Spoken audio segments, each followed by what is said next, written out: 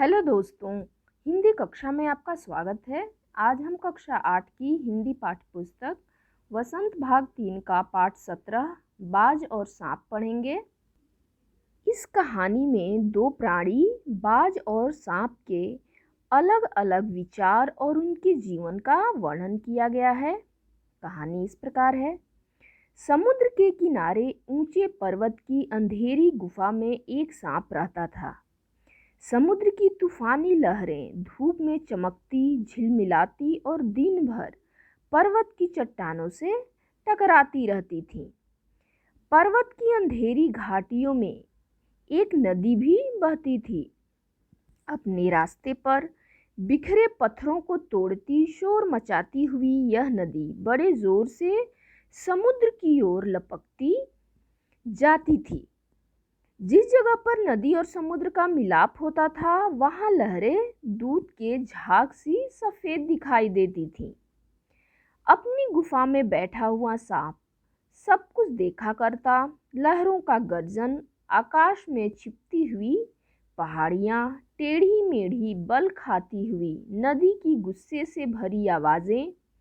वह मन ही मन खुश होता था कि इस गर्जन तर्जन के होते हुए भी वह सुखी और सुरक्षित है।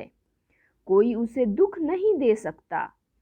सबसे अलग, सबसे दूर वह अपनी गुफा का स्वामी है। न किसी से लेना, न किसी से देना। दुनिया की भाग दौड़, छीना झपटी से वह दूर है। सांप के लिए यह सबसे बड़ा सुख था। एक दिन यकायक आकाश में उड़ता हुआ, खून से लथपथ एक बाज सांप की उस गुफा में आ गिरा। उसकी छाती पर कितने ही जख्मों के निशान थे। पंख खून से सने थे और वह अधमरा सा जोर शोर से हाँफ रहा था।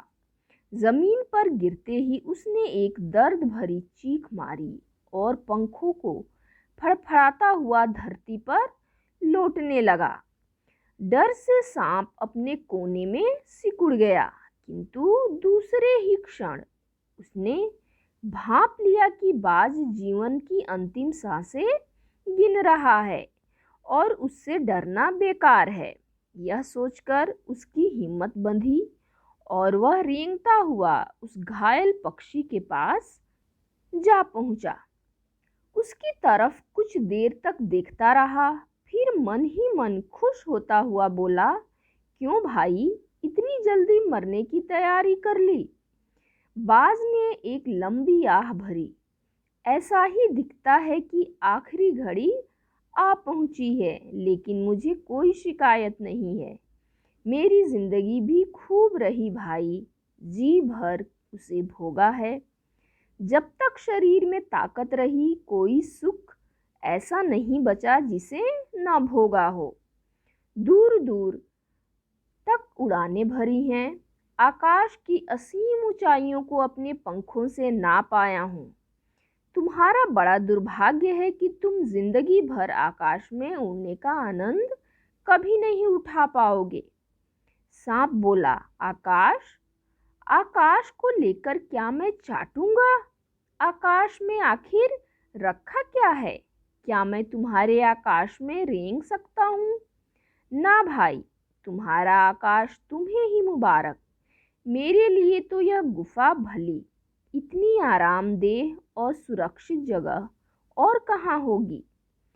सांप मन ही मन बाज की मूर्खता पर हंस रहा था। वह सोचने लगा कि आखिर उड़ने और रेंगने के बीच कौन सा भारी अंतर है। अंत में तो सबके भाग्य में मरना ही लिखा है। शरीर मिट्टी का है, मिट्टी में ही मिल जाएगा। अचानक बाज ने अपना झुका हुआ सिर ऊपर उठाया और उसकी दृष्टि सांप की गुफा के चारों ओर घूमने लगी। चट्टानों में पड़ी दरारों से पानी गुफा में टपक रहा था। सिलन और अंधेरे में डूबी गुफा में एक भयानक दुर्गंध फैली हुई थी, मानो कोई चीज वर्षों से पड़ी पड़ी सड़ गई हो। बाज के मुंह से एक बड़ी जोर की करुण चीख फूट पड़ी। आह, काश मैं सिर्फ एक बार आकाश में उड़ पाता। बाज की ऐसी करुण चीख सुनकर सांप कुछ सिटपिटा सा गया। तो बाज की ऐसी दयनीय आवाज को सुनकर सांप थोड़ा घबरा गया। एक क्षण के लिए उसके मन में उस आकाश के प्रति इच्छा पैदा हो गई जिसके वियोग में बाज इतना व्याकुल होकर छटपटा रहा था। उसने बाज से कहा, यदि तुम्हें स्वतंत्रता इतनी प्यारी है तो इस चट्टान के किनारे से ऊपर क्यों नहीं उड़ जाने की कोशिश करते? हो सकता है कि तुम्हारे पैरों में अभी इतनी ताकत बाकी हो कि तुम आकाश में उड़ सको। कोशिश करने में क्या हर्ज है? बाज में एक नई आशा जग उठी। वह दूनी उत्साह से अपने घायल शरीर को घसीटता हुआ चट्टान के किनारे तक खींच लाया। खुले आकाश को देखकर उसकी आंखें चमक उठी। उसने एक गहरी लंबी सांस ली और अपने पंख फैलाकर हवा में कूद पड़ा। किंतु उसके टूटे पंखों में इतनी शक्ति नहीं थी कि उसके शरीर का बोझ संभाल सके। पत्थर सा उसका शरीर लुढ़कता हुआ नदी में जा गिरा।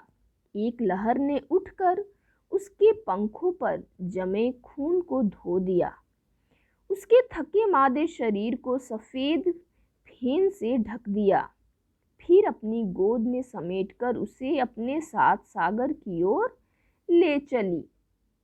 लहरें चट्टानों पर सिर धूलने लगी, मानो बाज की मृत्यु पर आंसू बहा रही हो। धीरे धीरे समुद्र के असीम विस्तार में बाज आंखों से ओझल हो गया, यानी वो गायब हो गया। चट्टान की खोखल में बैठा हुआ सांप बड़ी देर तक बाज की मृत्यु और आकाश के लिए उसके प्रेम के विषय में सोचता रहा। आकाश की असीम शून्यता में क्या ऐसा आकर्षण छिपा है जिसके लिए बाज ने अपने प्राण गंवा दिए? वह खुद तो मर गया, लेकिन मेरे दिल का चैन अपने साथ ले गया। न जाने आकाश में क्या खजाना रखा है। एक बार तो मैं भी वहां जाकर उसके रहस्य का पता लगाऊंगा, चाहे कुछ देर के लिए ही हो। कम से कम उस आकाश का स्वाद तो चख लूंगा। यह कहकर सांप ने अपने शरीर को सिकोड़ा और आगे रेंगकर अपने को आकाश की शून्यता में छोड़ दिया। धूप में क्षण भर के लिए सांप का शरीर बिजली की लकीर सा चमक गया। किंतु जिसने जीवन भर रेंगना सीखा था वह भला क्या उड़ पाता। नीचे छोटी छोटी चट्टानों पर धप से सांप जा गिरा। ईश्वर की कृपा से बेचारा बच गया, नहीं तो मरने में क्या कसर बाकी रही थी। सांप हंसते हुए कहने लगा, सो उड़ने का यही आनंद है, भर पाया मैं तो। पक्षी भी कितने मूर्ख हैं, धरती के सुख से अनजान रहकर आकाश की ऊंचाइयों को नापना चाहते थे।